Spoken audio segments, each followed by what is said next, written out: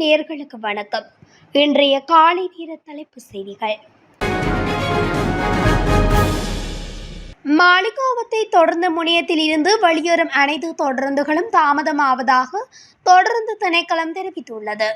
மாளிகாவத்தை தொடர்ந்து முனையத்தில் உள்ள தொடருந்து தண்டவாளத்தில் ஏற்பட்ட சேதத்தின் காரணமாகவே இந்த நிலைமை ஏற்பட்டுள்ளதாக தொடருந்து திணைக்களம் தெரிவித்துள்ளது. நீர்கொழும்பு தலாதுவ பகுதியில் நேற்று துப்பாக்கிச் சூட்டு சம்பவம் ஒன்று இடம்பெற்றுள்ளது. தனிப்பட்ட தகராறு காரணமாக இந்த துப்பாக்கிச் சூட்டு சம்பவம் இடம்பெற்றதாக தெரிவிக்கப்படுகிறது.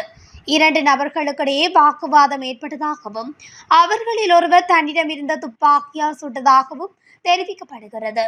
இந்த துப்பாக்கிச் சூட்டில் யாருக்கும் எவ்வித காயங்களும் ஏற்படவில்லை என தெரிவிக்கப்படுகிறது. எனினும் நீர்கொழும்பு போலீசார் சம்பந்தப்பட்ட இருவரையும் கைது செய்துள்ளனர். இரத்தினபுரி பாணந்துறை வீதியில் இடங்குட பகுதியில் நேற்று மாலை பாணந்துறையிலிருந்து இரத்தினபுரி நோக்கி சென்ற கப் வாகனம் மோதியதில் ஒருவர் உயிரிழந்துள்ளார். விபத்தில் படுகாயமடைந்த பாதசாரி மேலதிக சிகிச்சைக்காக கிரியல்ல வைத்தியசாலையில் சேர்க்கப்பட்டு சிகிச்சை பெற்று வந்த நிலையில் உயிரிழந்துள்ளார். உயிரிழந்தவர் எபிடவள கிரியல்ல பகுதியைச் சேர்ந்த 78 வயதுடையவர் என தெரிய வந்துள்ளது.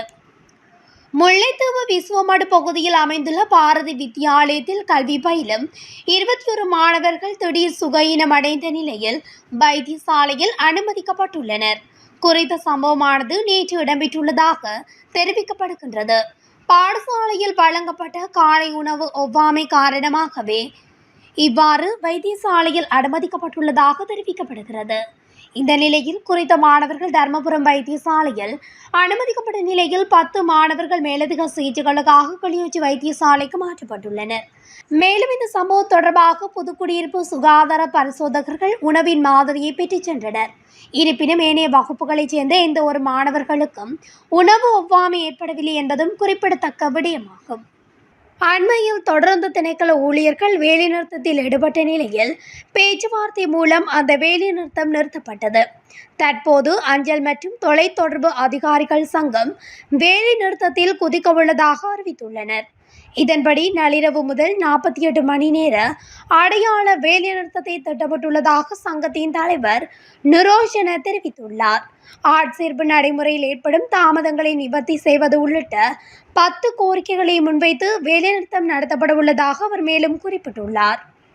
தேசப்பந்து தென்னக்கோனை காவல்துறை மா அதிபராக நியமிப்பதற்கு முன்னாள் ஜனாதிபதி ரணில் விக்ரமசிங்க எடுத்த முடிவு அரசியலமைப்பிற்கு முரணானது என்று தீர்ப்பளிக்க கோரி தாக்கல் செய்யப்பட்ட மனுக்களை விசாரிக்க உயர் நீதிமன்றம் உத்தரவு பிறப்பித்துள்ளது.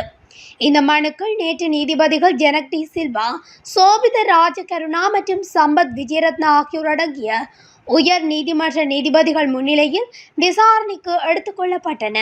தேசப்பந்து தென்னக்கோனை காவல்துறை மா அதிபராக நியமித்ததற்கு எதிராக கர்தினால் மல்கம் ரஞ்சித் மற்றும் இளம் பத்திரிகையாளர்கள் சங்கம் ஆகியோர் மனுக்களை தாக்கல் செய்தனர். மேல் மாகாணத்திற்கு பொறுப்பான சிரேஷ்ட பிரதி காவல்துறை மா அதிபராக பணியாற்றிய தேசப்பந்து தென்னக்கோன் காவல்துறை மா அதிபராக பரிந்துரைக்கப்பட்ட போதிலும் அரசியலமைப்பு சபையில் பெரும்பான்மை வாக்குகளால் அந்த நியமனம் அங்கீகரிக்கப்படவில்லை என்று மனுதாரர்கள் சுட்டிக்காட்டியுள்ளமை குறிப்பிடத்தக்கது.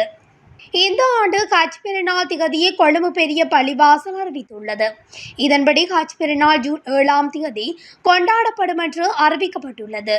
துல்ஹஜ் மாதத்திற்கான தலைப்புரை நேற்று இலங்கையில் காணப்பட்டதனை தொடர்ந்து கொழும்பு பெரிய பள்ளிவாசல் இதனை அறிவித்துள்ளது. 70 வயதுக்கு மேற்பட்ட அஸ்வசும பயனாளி குடும்பங்களில் வசிக்கும் வயோதிபர்களுக்கான மே மாத உதவித்தொகை வங்கியில் வைப்பிலிடப்பட்டுள்ளது. உரிய குடும்பங்களுக்கு சொந்தமான அஸ்வசும பயனாளி வங்கி கணக்குகளில் நேற்று இந்த உதவித்தொகை வரவு வைக்கப்பட்டுள்ளதாக நலன்புரி நன்மைகள் சபை அறிவித்துள்ளது. அதன்படி 5,92,766 பயனாளிகளுக்கு 296 கோடியே 38,30,000 தொகை உரிய வங்கி கணக்குகளில் வரவு வைக்கப்பட்டுள்ளதாக நலன்புரி நன்மைகள் சபை தெரிவித்துள்ளது. கொழும்பு மாவட்டம் கிரான்வாஸ் போலீஸ் பிரிவுக்குட்பட்ட வேல்ஸ் குமார மாவத்தை பகுதியில் இடம்பெற்ற விபத்தில் பெண் ஒருவர் உயிரிழந்துள்ளார். இந்த விபத்து செவ்வாய்க்கிழமை மாலை இடம்பெற்றுள்ளது. இருப்பினும் உயிரிழந்த பெண் தொடர்பில் இதுவரை எந்தவித தகவல்களும் கிடைக்கவில்லை என்று போலீசார் மேலும் தெரிவித்தனர். ஒரு கொடவத்தை சந்தையிலிருந்து ஆமர் வீதி பாபர் சந்தை நோக்கி பயணித்த பாரபூர்த்தி ஒன்று வீதியில் பயணித்த பெண்ணொருவர் மீது மோதியதில் இந்த விபத்து இடம்பெற்றுள்ளது. விபத்தில் படுகாயமடைந்த பெண் கொழும்பு தேசிய வைத்தியசாலையில் அனுமதிக்கப்பட்ட பின்னர் உயிரிழந்துள்ளார் என்று கிராண்ட் பாஸ் போலீசார் தெரிவித்தனர். ஜனாதிபதி அனுரகுமார திசாநாயக்க தனது உத்தியோகபூர்வ முகப்புத்தகத்தில் வெளியிட்டுள்ள பதிவு குறித்து மக்கள் மத்தியில் அதிகம் பேசப்படுகிறது. எவ்வித காரணங்களும் கூறாமல் ஜனாதிபதி வெளியிட்ட பதிவு பலரது கவனத்தை ஈர்த்துள்ளது. ஜனாதிபதியின் பதிவில் சமூக முன்னேற்றத்துக்காக வைக்கப்பட்ட அடியை திசை திருப்ப ஒருபோதும் இடமளியோம் என பதிவிடப்பட்டுள்ளது. மறைமுகமாக ஜனாதிபதி கருத்துக்களை சுட்டிக்காட்டியுள்ளதாக பலரும் குறிப்பிட்டனர்.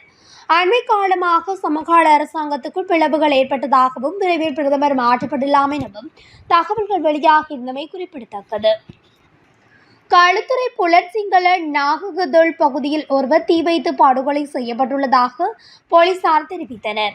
படுகொலை செய்யப்பட்ட நபர் மகிங்கல பாதுகை பகுதியைச் சேர்ந்த அமரசிங்க பந்துல நிஷாந்த் என்று போலீசார் குறிப்பிட்டுள்ளனர். இறந்தவர் கொலை செய்யப்பட்டு அவரது உடல் சாலையின் அருகே முகக்குப்புற கடத்தப்பட்டு அதன் மீது டயர்கள் பொருத்தப்பட்டு தீ வைக்கப்பட்டுள்ளதாக கூறப்படுகிறது.